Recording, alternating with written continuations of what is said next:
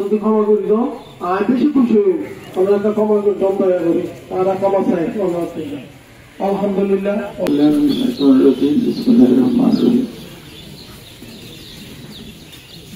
আর শ্রদ্ধেয় পিতা আলহাজ জনাব নুরুল ইসলাম তারপর ওনারা যারা উপস্থিত হইল ওনাদের কাছে আসলে বেশি কিছু করবেন নাই কৃতজ্ঞতা জানা ছাড়া। যেহেতু আর শ্রদ্ধেয় পিতা দীর্ঘ 40 বছরের অধিক সময় প্রবাস জীবনত আছে, এলাকার মানুষের আত্মীয় স্বজন ছাড়া তেমন কেউ খুব বেশি জানাশোনা সময় হয়তো ওর বন্ধু বান্ধব যারা আছে আগর মানুষ তারা ছাড়া এই জেনারেশনের সংখ্যা তেমন একটা নতুন। তো অলরেডি এই যে পরিমাণ মানুষ দিয়া এই যে কবরস্থানের উপস্থিত হইন ওনারা হয়তো আমার কেউ আমার আত্মীয় কেউ আর প্রতিবেশী এবং বিভিন্ন রাজনৈতিক দলের নেতৃবৃন্দ আসন এবং দূর দূরান্ত আর বেশি উপস্থিত এবং আর আত্মীয় স্বজন ম্যাক্সিমাম মানুষজন উপস্থিত হয়ে আমি আসলে বেগুন হাসি কৃতজ্ঞ ওনারা যে আর তো আমি যেহেতু সময় নাই আমি কত বেশি হইও আর আব্বার সম্বন্ধে আমি সন্তান হিসেবে আর বাবুর একমাত্র পুত্র সন্তান আর আর বোন আছে আর ভাই বোন তো আমি দেশত আছিলাম আমরা জানেন আমি রত্নাপাড়া নিয়ে এখন ছোট দায়িত্ব পালন করি। তো পাশাপাশি আর যে পুণ্য আছে এবার লেখাপড়া দেখছি আর আপা আমার সাথে আছি ওখানে জব করে। তো বিগত আর আপা 7 বছর ধরে বিভিন্ন রোগে আক্রান্ত। তো আর কোনে এই আর পরিবারের পক্ষ আর আবার চিকিৎসা বিপুল পরিমাণ অনেক বড় অ্যামাউন্ট চিকিৎসা ম্যানেজ করছি এবং আরো কৃতজ্ঞতা জানাই আর আব্বারা মিনিমাম মাসে 2-3 লাখ টাকা লাগে। তো আমাদের যে দেশত আছে এই দেশের সরকার সহযোগিতা করছে তারা কৃতজ্ঞ এবং আমরা পারিবারিকভাবে অনেক আর প্রচেষ্টা করছি আর এই সমস্ত দিয়ে এইসব করে রাখছি। তো আর আপনার চিকিৎসা করতে হওয়ার সময় কোনোরকম বিধানও করি চেষ্টা করি দিই যাতে কোনো দিন চিকিৎসা করা প্রয়োজন না।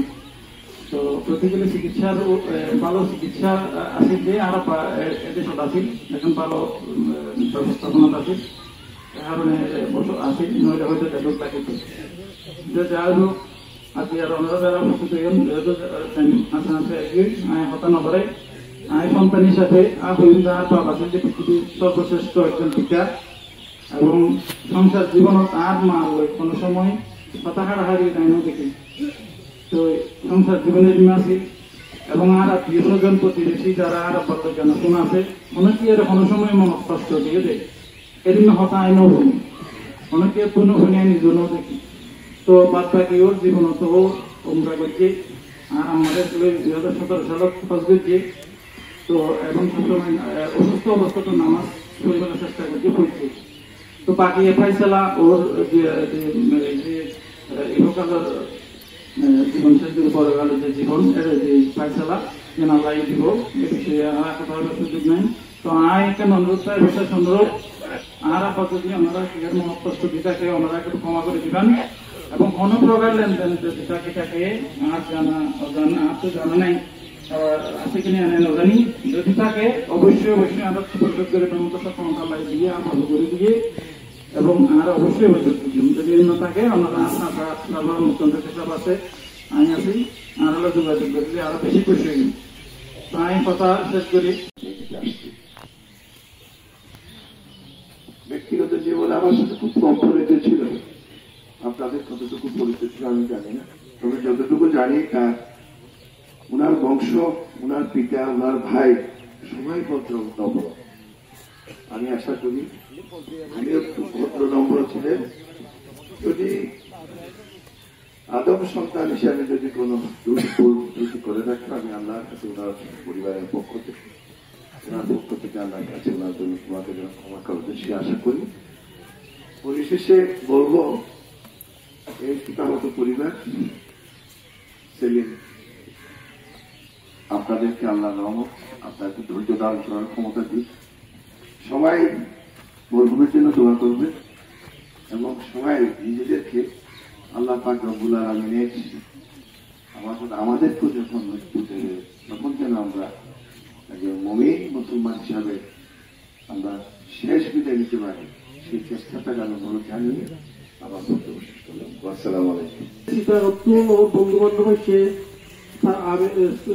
সকরিয়াতো ছাত্রনিয়াতো সেঙ্গালি বালোহালি বিভিন্ন জায়গা শুনেছি আমি জানানোর কথা হই আর আমরা হচ্ছে পরিবারের পক্ষে খুবই কৃতজ্ঞ এবং আর যারা উপস্থিত আছেন সমাজ আলেম সমাজ আছেন রাজনৈতিক নেতৃবৃন্দ আছেন এবং বয়োজ্যেষ্ঠ ভাইরা আছেন ওনারা বেগমের কাছে তাই পারিবারিকভাবে কৃতজ্ঞতা প্রকাশ করি। তো এই দীর্ঘ জীবনত ওনার আর অসম্ভব শান্ত বাইরের ভিতর খুব বেশি শান্ত মানুষ আছে। ধন্যবাদ। সম্মানিত বক্তব্যে আর 1 মিনিট সময় আছে।